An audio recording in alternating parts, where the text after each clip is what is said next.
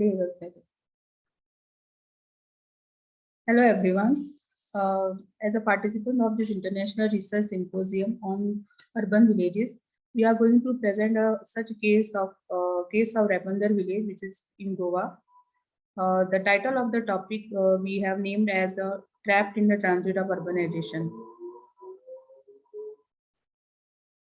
So myself, architect Shriya Korde, and myself, architect Ganga, Chari, would like to present our research ahead. So the case that we have chosen is situated in the smallest state of India, which is Goa, and it is located on the west coast of India, and there are various rivers which form estuaries on the west coast of the state. And because of the fertile land that is there, one can see that there are farmlands as well as hilly terrains and coastal line, which is forming a unique biodiversity in the area. This biodiversity is not just limited to the geography, but it is also getting reflected into its culture. And because of all these features, there is no big towns and settlements. One can find that there are smaller villages in this area. So this area basically means port of king. Rai Bandar literally means port of king. And this place was ruled by Vijayanagara Empire in the 14th century. And this they ruled this place for more than 100 years. And they developed this particular area into port. Later on in 15th century, Portuguese took over this place. Before that, there was rule of Adil Shahi Sultanate for 20 years. So you can see that traces of all the three religions can be seen in this in Goan culture. Another part is when Portuguese took over this place, they shifted their capital of their empire, which was earlier in the old Goa, into this Raibandar zone. So one can find various old heritage structures at the this juncture. Okay. Your study area is this study area is actually having unique feature because it is getting connected to Panji by two roads. One is on the north side and another is on the south side. North one is actually very old road which was constructed by Britishers, which is known as a causeway in 16th century.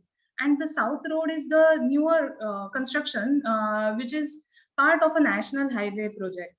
And one on the north side there is this river Mandavi, and which is because of which one can find that on the west side of the site there are salt pans, and which is a very unique feature in this area. There is an influence of slums which are on the south side of the site, which are reflecting in the study area recently. This because the slums are sprawling recently. This is a photo which is talking about the north edge of the site where the causeway is meeting study area, and these are the salt pans. Another aspect of this site is that the area is divided into three unique vadas or villages. One is Raibandar or Patowada, which is the north side. Then the central part, which has a Ram Mandir, that is why it is called as Rambhuvan Vada, and the southern part is Chinswada. Both this Rambhuvan Vada and Raibandar Pato area is part of CCP, which is City Corporation of Panji, and Chinswada is basically part of the village panchayat Chinbal. Okay, now coming to the site, the first node that we have seen, that which forms with the help of a causeway, the causeway which is connecting to the site at the Pato junction. This junction is one of the traditional commercial center which has evolved through the ages, you can say. And this here you can mainly find the various vendors, which are the basically who are the villagers who come to sell their veggies and fish in this area. And presently it also acts as a bus stop in this area. As you move ahead, you will find another chapel or the various such nodes which are very important marker in this area. Now, as this part is part of our Pato area, Raibandar Pato area, which belongs to the corporation area, we can see the trends of group housing coming in this area, which are very recent. As we go further, there are various traditional occupations which are evolved in this settlement. As we have mentioned earlier, one of this is also a bakery. So there is one traditional bakery which is still intact, which is still in use, which is seen along this street. Actually, this bakery is a part of a housebound. Also, you can see that the built mass is having high-rise or G+3 and 4 kind of structures. Also, there is an influence of hotels which are like Oyo and many homestays because of the commercial or the tourist importance that this place has got. Okay. Now, as we go ahead, now we can see street is becoming an integral part of the build form. Street act as a front yard to the build form. So, which is like a common space which is shared by the various community. The same continuation of such kind of spaces. So street is not a very different than the residential area that is around it.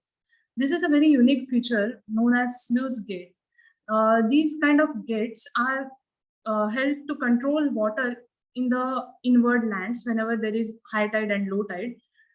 Because of these kind of gates, the fishing becomes easier in the inner lands of the residential area.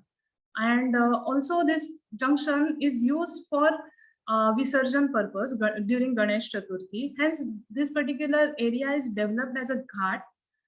You can see that all the houses are having its back towards this backwater, and there is very less importance given to the water edge. Also, all the houses are discharging its sewer into the river, which is contaminating the water and which will affect in the future on the fishing community. Okay, now this one can see this traditional access to Snoozegate and Visarjan area, which is a community space which is used by various like Manaswada and Chinswada during the festival.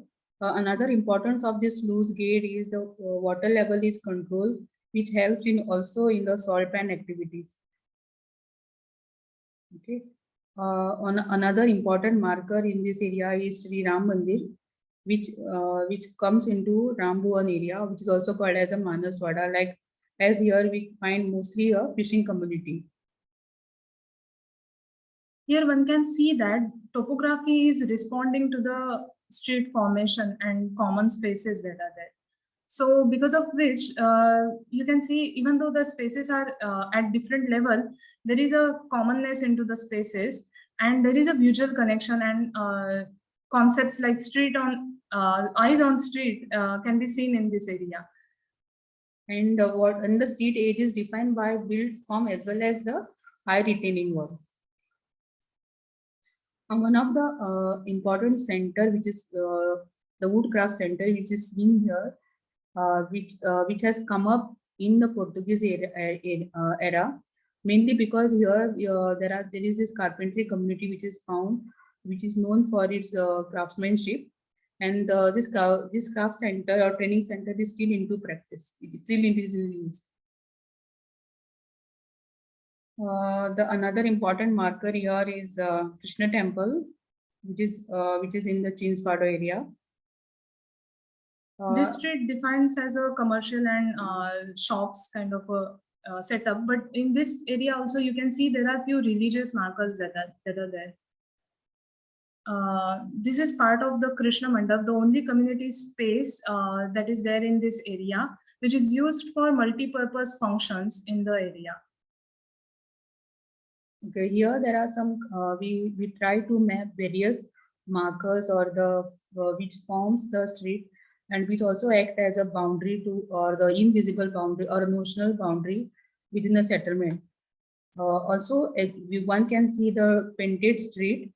At certain point, the street is not painted. That acts as a notional boundary within the settlement. Also, it shows the boundary between the CCP area and the village area. Alleyways are the unique feature that you can see throughout the settlement. There is nothing known as compound walls and setbacks. All this spaces between the houses is have its multi-purpose function attached to it. Basically, all these alleyways are 0.8 meters to 1.2 meters, and they connect to the various residential areas in the inner spaces. And these are like a common gathering spaces also, and various it provides access to the various cluster. Here we can understand here how street acts as a social spine. Street is your not only a vehicular or a pedestrian access which is used here in the settlement. The various celebration which happens in the community are wherein street becomes an integral part of this celebration. Like one such festival is Divza festival, which happens along the street at the night time. Similarly, various procession also takes along the street. Yeah, and this is the last node in the site, which is about the bypass junction happening at the Chimbal area, which has a potential to turn into the commercial area. There are vendors you can see in this area. Basically, at the end, overall in Goa, there are many such villages which are changing its character and becoming urbanized.